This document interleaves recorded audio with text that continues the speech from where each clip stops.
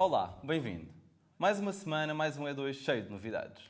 Hoje, no programa da Escola Superior de Comunicação Social, temos um encontro marcado com o realizador José Pilar. Mas há muito mais para ver. Ora, espreita. No E2 Pro vais descobrir como pode ser o dia-a-dia de um account junior. O E-Cultura Pá apresenta-te a exposição Arquitetura como Floresta no Centro Cultural de Belém. No Sem Fronteiras descobrimos a Lituânia e a experiência de Erasmus de Tomás Rosa. E no Panorâmica sentamos à conversa com o realizador Miguel Mendes.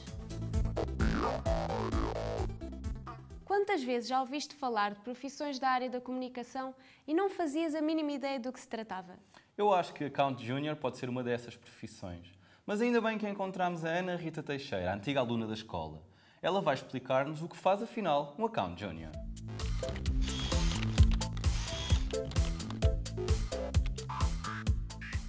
Ana Rita Teixeira, account junior na empresa ADBD Comunicar, fala-nos um pouco do seu dia-a-dia e de como tudo começou.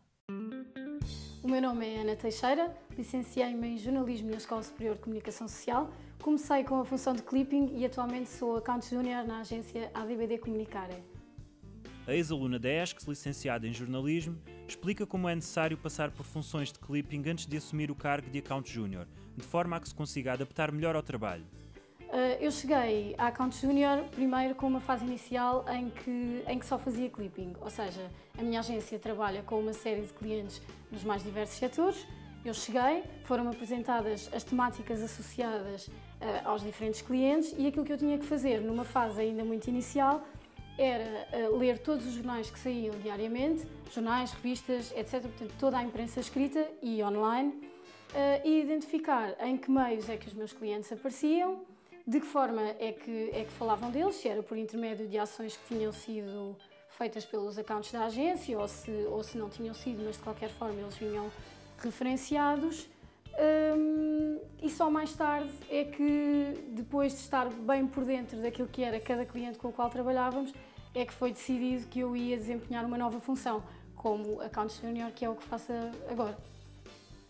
Eu acho que eu ainda estou na função de account há muito pouco tempo, mas eu acho que as principais qualidades que tu tens que ter é seres curioso, quereres muito aprender coisas novas, quereres muito entrar numa outra área da comunicação, que no meu caso nem sequer tinha muito a ver com o jornalismo, aliás nada, porque é uma coisa completamente diferente, é quase como estar nos bastidores, é ver como é que os clientes vão parar aos meios de comunicação, o que é preciso para chegar até lá.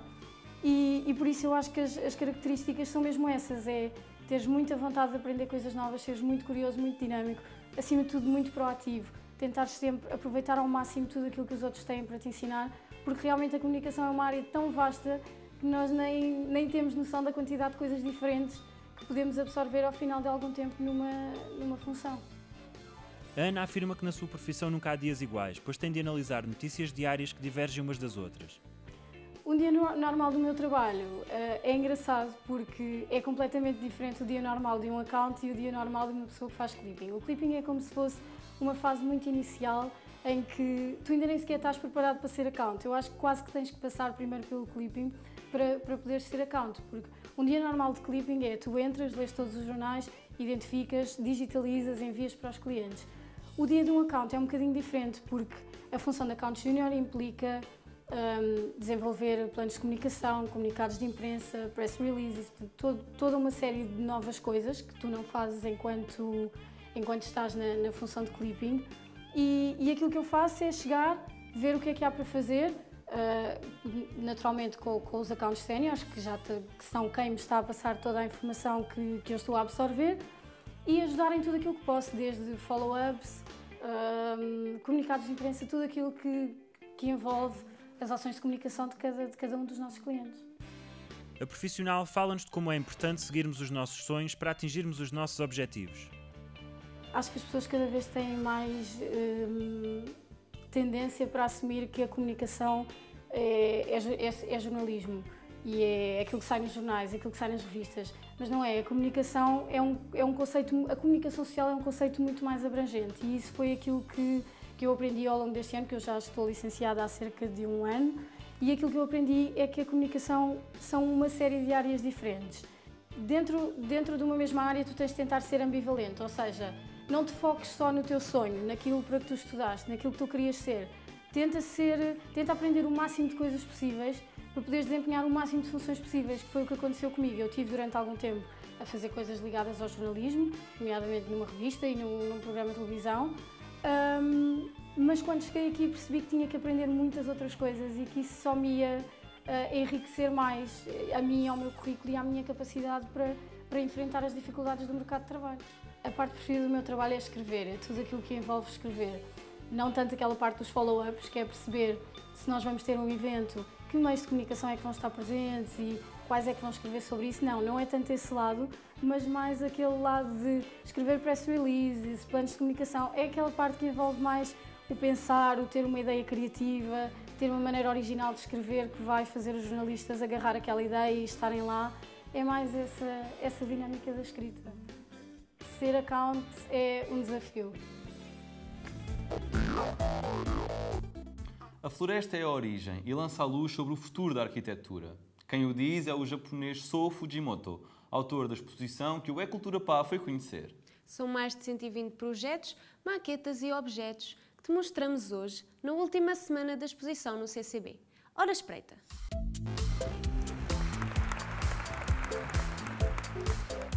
Hoje o E-Cultura Pá vai dar-te a conhecer o novo espaço de exposições do Centro Cultural de Belém. São mais de 2.000 metros quadrados, inteiramente dedicados à arquitetura. Dalila Rodrigues, administradora com o Pelour da Garagem Sul, explica-nos o objetivo da abertura deste espaço. A transformação de um parque de estacionamento nesta galeria de exposições permite ao CCB retomar a programação na área da arquitetura. Retomar a programação que mantinha no Centro de Exposições há uns anos e também reforçar, porque a arquitetura é uma área disciplinar com múltiplas possibilidades de trabalho. Esta galeria inaugurou a 7 de dezembro de 2012, no ano passado, está quase a fazer um aniversário.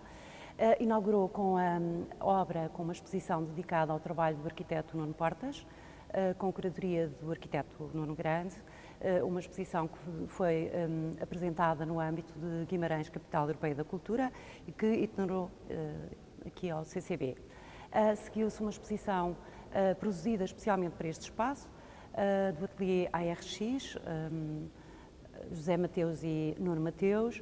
Essa exposição teve a curadoria do arquiteto Luís Santiago Batista e foi uma exposição muitíssimo importante e interessante também, à semelhança da de Nuno Portas, porque esse ateliê, há 20 anos, quando o CCB inaugurou o seu centro de exposições, teve justamente uma exposição nesse centro de exposições e, portanto, 20 anos depois, foi possível revisitar o trabalho desses arquitetos.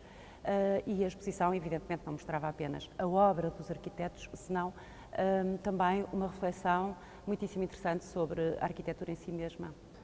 Atualmente a exposição patente chama-se Futurospective Architecture, do arquiteto japonês Sou Fujimoto. Liga a natureza à arquitetura. Esta exposição de Sou Fujimoto veio abrir a programação para uma dimensão internacional. E, na verdade, trata-se de um arquiteto, enfim, com muita notoriedade pública, desde logo porque foi o arquiteto convidado para desenhar o pavilhão da Serpentine Gallery. Essa notoriedade, portanto, reforçou-se durante este ano e a adesão tem sido absolutamente extraordinária. Mas devo dizer que, se esta exposição do Sou Fujimoto é particularmente visitada, e devo dizer que o arquiteto esgotou o grande auditório do CCB, reunindo 1.350 pessoas para o escutar no dia da inauguração desta exposição. Também posso dizer que as outras exposições foram igualmente muito visitadas.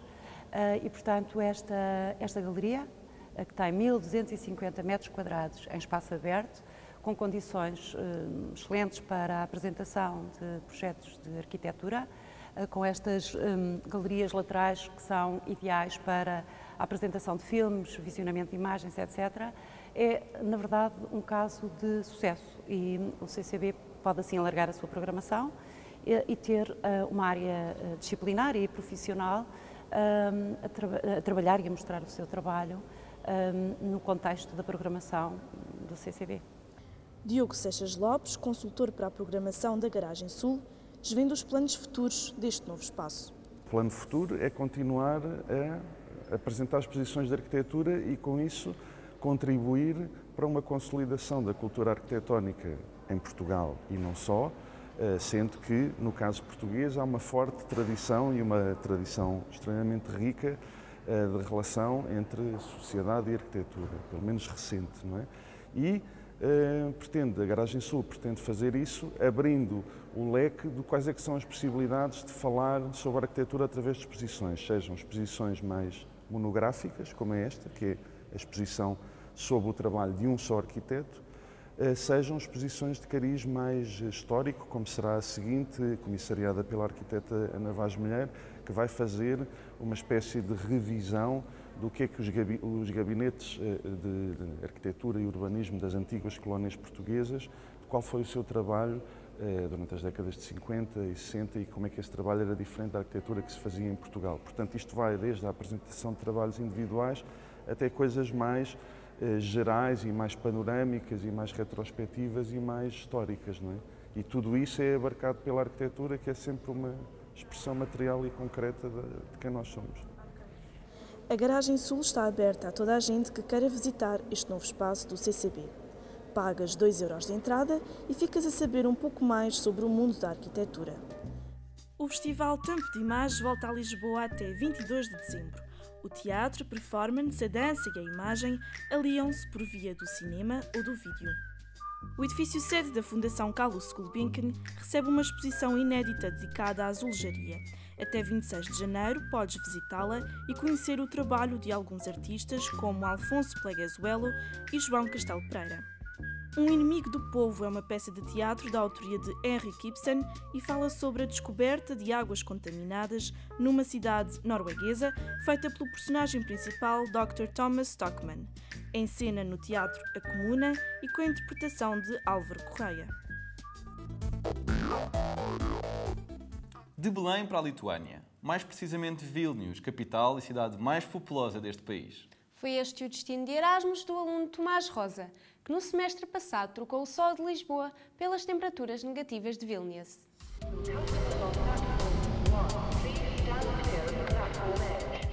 O meu nome é Tomás, estou a estudar Relações Públicas, estive em Erasmus em Vilnius, que é a capital da Lituânia, e lá estive a estudar uma parte mais económica numa escola chamada International Business School. Cheguei no dia 31 de janeiro e fui-me embora no dia 12 de junho, se bem que as aulas acabaram mesmo a 31 de maio. Portanto, fiquei mais 2 semanas só para conhecer um pouco mais a cidade e depois regressei a Portugal. Assim que eu cheguei ao aeroporto foi difícil porque abri a porta e estavam de facto menos 20 graus. Portanto, foi logo assim um choque, se bem que eu vinha super bem preparado. Vinha para aí com uns 5 casacos, com um gorro, com umas grandes botas. De facto, teve que haver um investimento antes da partida, bem como o bilhete de avião, porque a bolsa que o Estado dá, ou que a escola dá, não chega antes da partida. Portanto, vais ter sempre automaticamente que pôr algum dinheiro à frente. A primeira vez que eu fui ao supermercado notei bastante a diferença dos preços, mas depois também foi uma questão de me habituar à moeda para perceber o que é que era mais caro, o que é que era mais barato. Os lituanos são pessoas completamente diferentes de nós. Acho que são pessoas ligeiramente fechadas. Eu, por exemplo, não consegui criar amizades com lituanos, só criei amizades com os meus colegas de Erasmus. Mas eu acho que isso também é um problema que há das pessoas de Erasmus, é que se fecha muito entre os grupos de Erasmus e depois não se dão com as pessoas que são nativas daquele país. Mas não tenho assim razões de queixa. Havia um pequeno problema de comunicação, que era o facto de eles não conseguirem falar tão bem inglês como nós, porque eu, quando cheguei, estive a viver numa residência onde havia pessoas de nacionalidade espanhola, inglesa, italiana, francesa, que no fim eu não dominava nem o inglês eu dominava, e portanto nesse aspecto também foi muito enriquecedor, porque tive que aprender mais espanhol, mais francês, um pouco de italiano, e muito mais inglês do que aquilo que eu sabia, e consegui isso. Bom, assim que cheguei, a minha mentora levou-me a almoçar a um restaurante até italiano, mas que vende comida lituana. Obviamente que eu não fazia ideia do que é que ia comer, não conseguia ler o que é que ali estava, e perguntei-lhe o que é que ela comeria se estivesse no meu caso, ou o que é que ela aconselharia. E ela aconselhou primeiramente uma sopa que era cor-de-rosa e eu fiquei a olhar assim com um ar um pouco desconfiado, que tinha ovo, batata, até porque é um país muito agrícola, que vive à base da agricultura. As aulas de facto eram bastante diferentes do que em Portugal, mas também dependia das aulas que eu tinha. Por exemplo, eu tinha uma aula que era Cross Cultural Management and Communication, que era para trabalhar como é que as pessoas nas organizações resolvem os conflitos entre pessoas de diferentes culturas, por exemplo, entre um japonês e um português. Eram aulas muito práticas, em que nós simulávamos esse tipo de situações ou entrevistas de emprego. Vilnius é uma cidade pequena, mas muito bonita e muito especial. Tem a Vilnius Tower, que é mesmo no centro, que é uma torre que há dentro da universidade. O segundo monumento seria a Catedral de Vilnius, que é realmente um monumento imponente. A pessoa passa por lá e sente-se minúscula. Tem que ter muito cuidado para não serem prejudicados com as notas e com as equivalências. Se forem, vão sozinhos, porque se nós formos com colegas, enfim, portugueses ou amigos, estamos muito presos e acabamos por não ter o contacto que deveríamos com outras pessoas. Se forem de Erasmus, vão vir para uma residência de estudantes. Eu partilhava a vida com 25 pessoas, que hoje em dia eu conheço, que hoje em dia eu posso ir visitá-los aos países deles. E, enfim, é de facto uma vida em comunidade muito, muito valorizada por mim. Só para finalizar, acho que tem que haver um estudo muito assertivo em relação à decisão que tomamos para ir de Erasmus. Tem que ser uma coisa muito focada em todos os aspectos fundamentais que há a decidir e depois sim escolher e ir sem qualquer tipo de desprendimentos. Erasmus é uma coisa que, se não vivermos jovens, já não vamos ter a oportunidade de voltar a viver. Em José e Pilar, vimos o retrato intimista de um dos maiores nomes da literatura portuguesa, José Saramago. Hoje, aqui no Panorâmica, é a nossa vez de conhecer o homem por trás deste projeto, o realizador Miguel Gonçalves Mendes.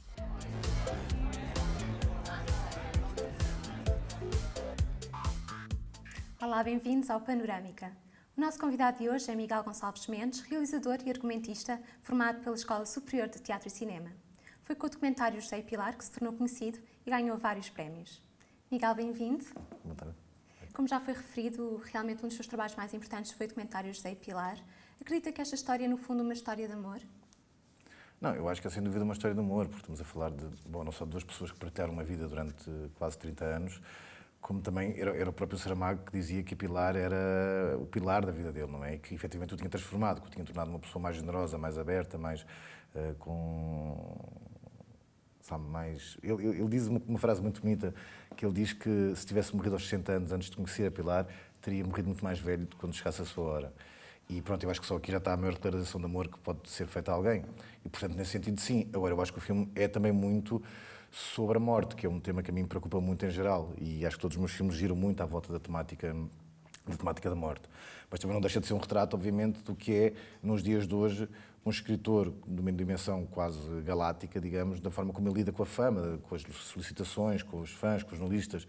E, nesse sentido, eu queria muito que o filme fosse um retrato de todos nós, digamos, até, quase como se funcionasse como um espelho de cada um de nós, dos fãs que pedem, às vezes, coisas loucas, dos jornalistas que, às vezes, fazem perguntas menos interessantes, deles próprios como é que lidam perante isso. E, portanto, acho que, não sei, nesse sentido, acho que o filme é um filme muito modelado, com várias camadas, vários layers, e é óbvio que é um filme que eu E teve o privilégio de viver com eles.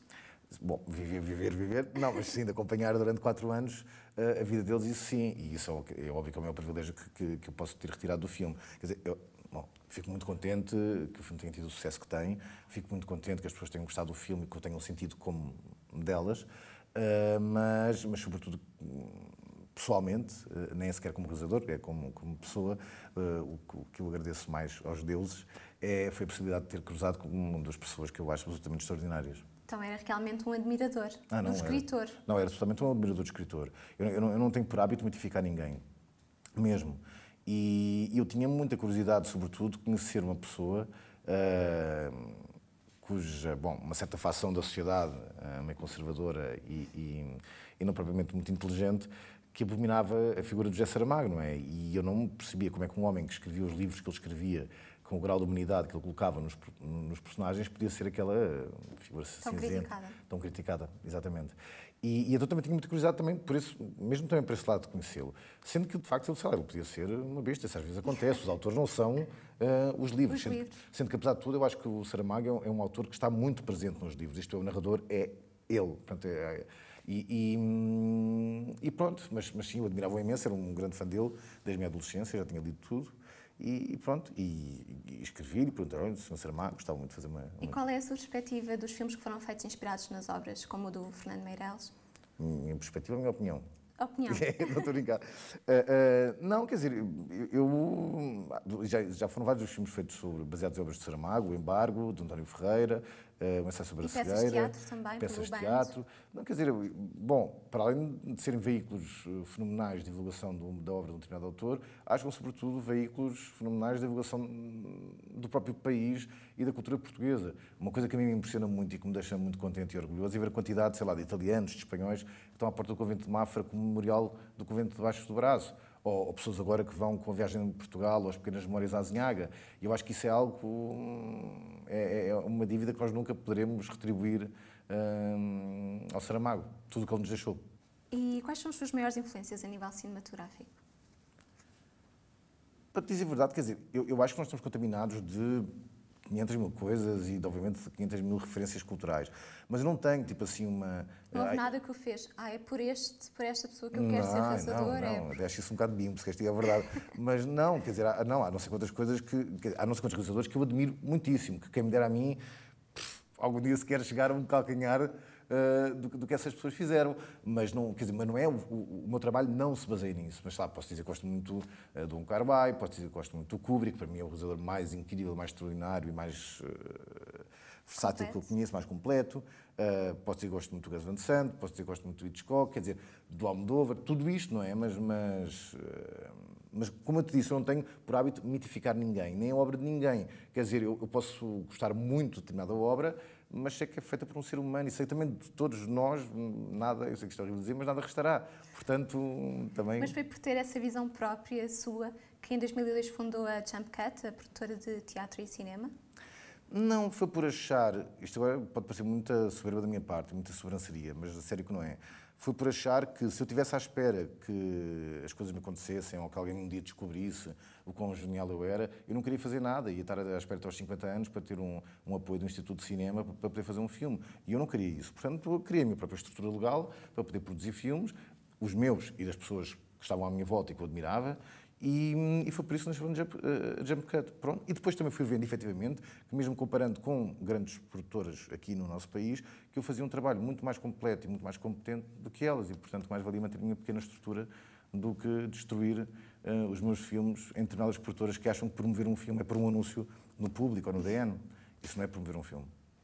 Algo que é possível identificar em todas as suas obras é o elemento da Portugalidade. Usa sempre referências, como por exemplo na autografia Mário Cesarini, também Saramago, como já foi referido, Dom Sebastião e também a lenda de Floripes. Acho importante ter sempre estas figuras portuguesas nos seus projetos.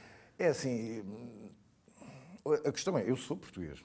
Pronto, e portanto toda a minha estrutura, muito bem que sou de uma civilização ocidental, de uma cultura ocidental, mas, quer dizer, mas toda a minha construção é portuguesa e portanto obviamente que a mim é um assunto que me preocupa muito, ou que me interessa muito, sobretudo porque nós somos um povo bastante esquizofrénico e que sofremos de um complexo de amputação, não é? Quer dizer, há 30 anos era, sei lá, as pessoas achavam, o Império, aquelas coisas todas, ou ainda havia uma hipótese, não sei o quê, e de repente parece que ninguém explicou às pessoas que não, que nós podíamos continuar a existir sendo deste tamanhinho, sabes? Então acho que nós sofremos um bocado com isso. Por outro lado, somos muito bipolares, não é? Que é aquela coisa meio infantil do amamos e odiamos, somos os maiores ou somos os piores. É tudo muito infantil e, portanto, isso a mim é uma coisa que me interessa trabalhar e procurar. Até porque há uma coisa que não é que eu não perdoo, mas que eu não gosto muito cá e que entra nessa esfera dos defeitos, que é que eu acho que nós sofremos ainda do síndrome do império. Isto é, nós temos uma sobranceria, uma arrogância perante o outro, que é uma coisa que eu fico... Acho que somos muito destrutivos para nós, sabes? Em vez de haver uma energia construtiva em conjunto, não, se o outro está ali e tem sucesso, ele é um alvo a bater. E não é porque ele tenha sucesso, é porque ele é o espelho da minha própria mediocridade. Então começamos a puxar para baixo, Mas por inveja?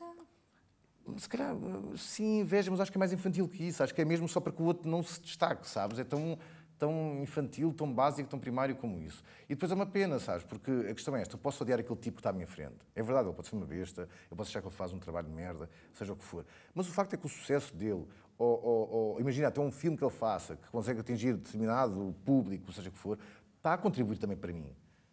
Seja nacionalmente ou internacionalmente, e, portanto, acho que há uma energia coletiva que nos tem faltado. E isso acho que esse é provavelmente um dos maiores handicaps dos portugueses. E, nesse sentido, sim, o assunto Portugalidade e perceber porquê e perceber porque é que nós atuamos assim é uma coisa que, obviamente, me interessa. Miguel, muito obrigada pela sua presença no E2, no Panorâmica.